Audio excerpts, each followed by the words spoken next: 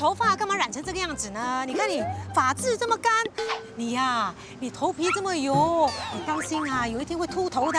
祝你好运哦！哎呦，天哪，还有头皮屑啊！一定是夜猫子不睡觉，对吗？爱美是人的天性，不管是男的还是女的，都希望自己有一头丰盈又乌亮的头发。可是像刚刚那样的情况，才是最残酷的事实。头发跟头皮的问题这么多，可想而知，民间治疗头发跟头皮问题的偏方真的是多到数不清哦。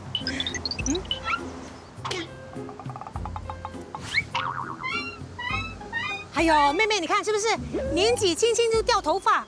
我已经跟你说不要染发了吗？哎呦，可怜哦，让姐姐去帮你找一些偏方来帮帮你哈。真的不是我的。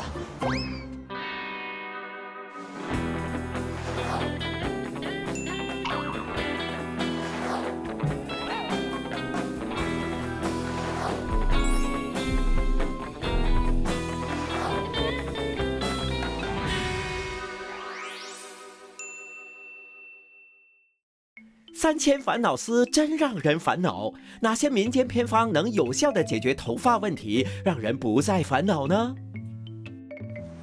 我在网上看到一项问卷调查的结果显示呢，在本地有将近44%的女性最害怕的头发问题呢，就是脱发。我的一位艺人朋友最近呢，他就发现他的头毛越来越少了，所以我跟他约了见面，要看看他是否有没有找到一些有用的方法来对抗脱发。意大利你好，钟欣姐你好，好久不见呢，真的好久了。是看到你很开心，我也是。但是我不相信你说你脱发，你看你的头发还是一样茂密啊。骗人的，因为我把它全部藏起来。你看这边哦，还有这边就是洞，头发确实是少了。或许是因为你的头发每次都绑得太紧了，头皮受伤了。其实姐姐真的，我也是发现。那你没有赶快进行什么抢救头毛大行动有吗？你会看到前面的噔噔噔噔 ，OK， 姜。我妈妈跟我讲，把姜切了，然后就这样，有空没空呢？然后这里这样搓搓，就是你哪里没有头发的地方，你拿去搓搓搓，很辣很辣，很舒服嘞。可是我就跟我妈妈讲，这样的方法对我来讲应该是不可以的。为什么？因为我很大力，然后我每次一搓搓，那个头发掉掉。这个不行，这个不行，不要紧。它有另一个方法，就是把姜切片，然后拿去小火煮半个小时，然后大火再煮5分钟，然后凉了就把它放在罐里面。一有空，时不时就这样喷。我觉得这个方法还不错的。叶师你好，好，你觉得这样的一个偏方可不可以帮助生发呢？是可以帮助生发的。某一些体质是适合的，有一些不太适合。比如说湿热型的就不太适合，看起来头很油的，这种是属于湿热型的。因为生姜它是属于辛温的，它比较辣。那你湿热的，它已经有点处于毛囊有一点点要发炎的状态，然后你再用生姜去涂的话，它就会刺激你的毛囊发炎。气血虚的比较适合。那么气血虚就是说它头皮看起来比较干燥。对，所以可以刺激头皮的血液循环。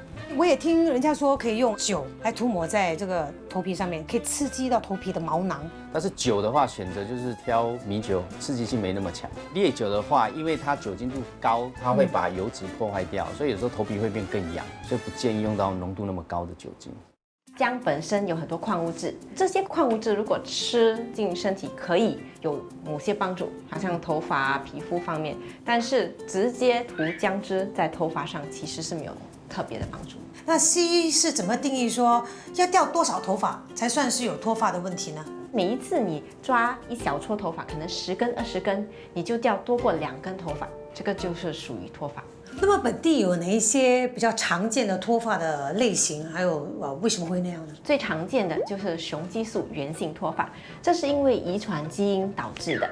这种脱发呢，是由于雄激素增加，雄激素本身会影响毛囊，导致呢那个毛囊的生长周期被抑制，毛囊就会萎缩变小，就会导致头发脱落，变得稀薄。所以有家族遗传的病患呢，18、20岁就开始发现脱发，如果尽早治疗，会帮助延缓这个症状。第二种类型的脱发就是那个休止期脱发。头发本身的生长周期分成3段，第一就是生长期，头发会生长的时候；第二是退行期，就是小休息的时候；第3就是休止期，就是头发几年就是不再长了。当你的头发提早进入这个休止期的时候，引起头发突然的大量脱落，这个就是叫休止期脱发。有些人因为可能节食的问题呀，营养不均衡。第二种原因就是精神压力很大的时候。第三，荷尔蒙的问题，就是好像甲状腺功能异常的时候。我甲状腺失调的时候，我会掉头发。对对对，还是女生因为生理期铁质缺乏的时候，这也会引起休止期脱发。那还有一种，脱发的现象很可怕的，就是一个洞一个洞一个洞这样的。对，是叫做，所以这个是叫斑秃，俗称鬼剃头，它是一种突发性的脱发。这个是因为免疫系统失调了，导致那个免疫系统呢攻打自己的毛囊，这些毛发就会脱落。治疗方面就是注射类固醇药物来抑制这个免疫系统的发炎，让头发有机会再重新生起来。哇，这个又是另外一个偏方了吗？是的，刚才已经是有外敷，所以我是要找一个内服的哇，OK， 好，茯苓。我在网上看到，每天早上跟晚上喝小杯就可以了，就大概需要10克，水也不用放太多。OK， 然后就喝下去了。这样就可以喝下去了。听说饮用这个茯苓水啊，对脱发是有帮助的，因为这个茯苓是健脾祛湿。是理论上是有帮助，但是现实上帮助没有那么大。我们所有东西从嘴巴吃进去到我们的脾胃，到我们的小肠去吸收，它还要经过很多生化反应送到头皮，中间都被拦截掉了。所以基本上只是这样喝的，基本上可以说没有效果。那么中医是怎么看待脱发的问题呢？头发的部分我们看2个脏腑，一个是肺，肺是管皮毛，另外一个是肾。所以说，如果你的肺功能或者是肾功能不好，就会脱发。应该反过来讲，就是说我们由这个皮毛来折射出那个脏腑是不是有虚损，而不能认为说我肺脏不好的人就掉头发啦，或者是它不一定啊，那个没那么严重。那另外一个还有发为血之余，就是说你血充盛了，头发就会长得很茂密。也就是说血虚的，那头发就比较容易稀疏。什么样的人是比较容易出现脱发的现象呢？很多年轻人的习惯就是没有到凌晨1、2点不会睡觉，所以他耗掉他很多的气血。第二类就是用脑过度的咯，就想太多的那种啊。对，因为我们脑袋耗掉能量是身体肌肉3到5倍。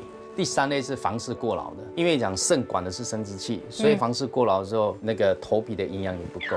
那叶医师有没有什么方法可以防止脱发？我们平时可以拿这个梳子，每天梳头发的时候就用这个来按摩头皮，这样子按或是这样子梳头皮，刺激气血循环，不用担心说头发会掉。毛囊只要没有死掉，它都会长出来的。啊，还是有希望的哦。是，就是要按摩那个头皮就是了。对对。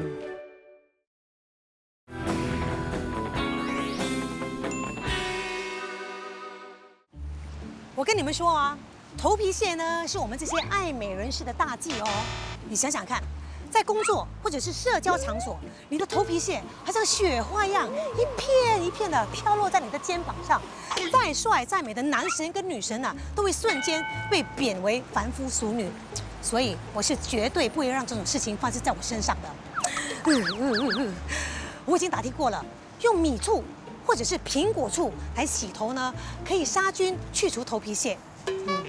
这个方法听起来是蛮简单的，可是会不会伤害到我们头皮呢？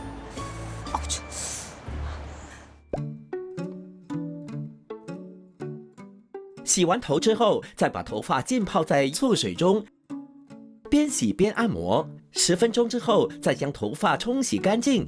据说1个星期洗2次，能够抑制头皮屑的生长。所以用醋洗头是可以去除头皮屑的问题吗？是有效，但是局部人有效，比如阴虚跟血虚的人效果就比较好。阴虚的意思就是说他的皮肤会比较容易干燥，所以我们直接去看熬夜的人，皮肤比较容易干，没有弹性，所以它会导致他头皮的营养不够，所以就很容易会屑掉出来。那另外一个血虚的呢，然后我们就补气跟补血。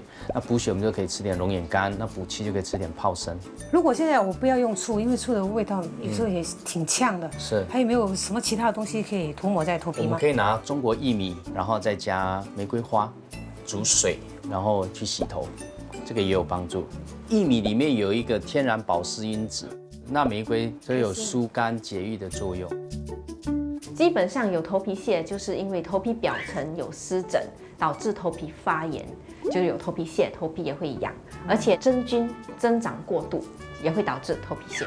我们通常都会开有消炎还有抗真菌成分的洗发水来洗头，我们也会开含有类固醇的那些消炎的局部药水来涂抹在头皮上，这个也会帮助消炎、帮助止痒、帮助去除头皮屑。头发为什么会被称为是3000烦恼丝呢？我想正是因为头发的问题多到令人心烦又苦恼吧。我们除了要照顾头发，也要照顾头皮。特别是当头皮出现了敏感的状况的时候呢，就连使用什么洗发水啊，都要费心挑选哦，不然的话，弄伤了我们脆弱又敏感的头皮就不好啦。但是好端端的头皮为什么会变成敏感呢？我们就分为内在和外在的因素。有些人体质本身就比较敏感，所以这个是内在的因素。就好像有些人有湿疹的问题，还是有鼻窦炎，还是有哮喘，这些都是表示你的体质比较敏感。外在的因素，比如用了不适合还是太过刺激的护发产品，还是染头发啊，这些也会导致头皮轻微的发炎，就是属于头皮敏感。所以平时你有什么建议吗？我们要怎么样保养我们的这个头皮，就好像我们保养我们的脸蛋一样？就是每天需要洗头，尽量可以的话呢，用温和的洗发水也会帮助，不会这么刺激头皮。如果这些都不能帮助的话，是时候看医生了。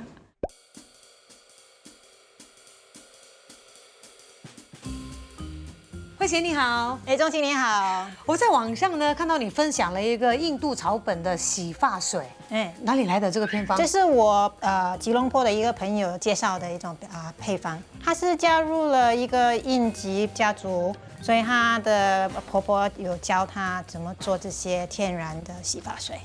然后因为我是比较关注那个环保啊，还有零浪费啊，所以我尽量的能使用比较天然的东西的话，我就试着用哦。所以你用了之后，你觉得有什么改善吗？我用了，我就突然间我就觉得头发真的是很轻蓬松松啊，然后很干净，所以我很喜欢。所以这些都是制作这个洗发水的一个材料是吗？对，这里有2个材料是有肥皂素的，这个呢是无患子，这个就是一个天然的洗洁剂，对吗？就是以前没有肥皂的时候，对，平时就是要用的时候，你要把那个籽拿出来。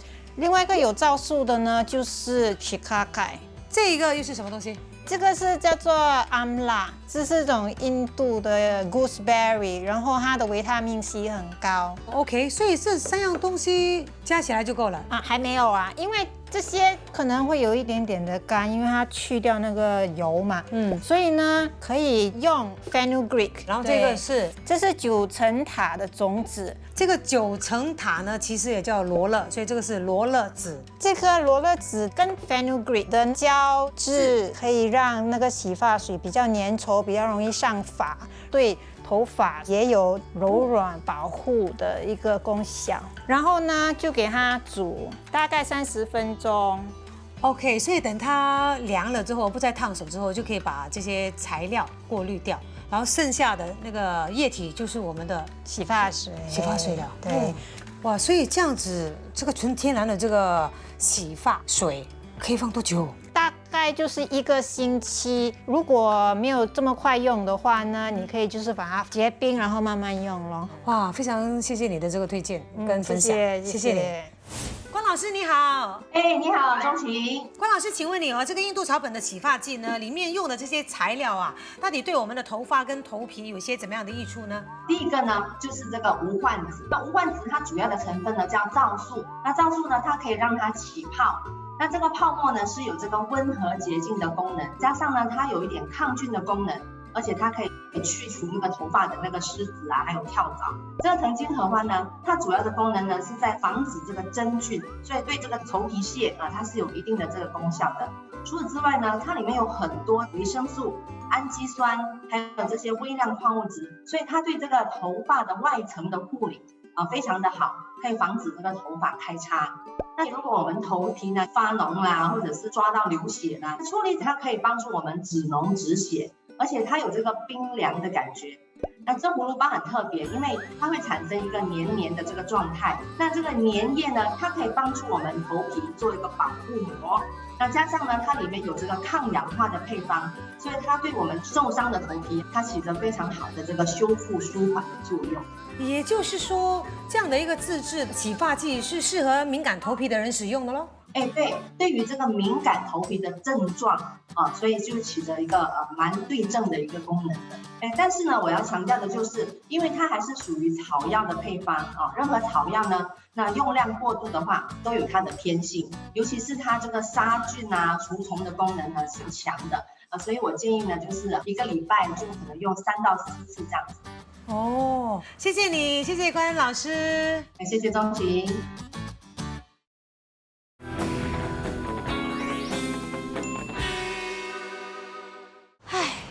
岁月无情催人老，白发四溢根根冒，冒出来的冒。相信呢，有一点年纪的朋友都会有，哎呀，这个白发拔也不是，不拔又碍眼的这种矛盾的心情吧。我就打听到呢，有位善用食材来美容养生的达人，听说他有对付白发的法宝。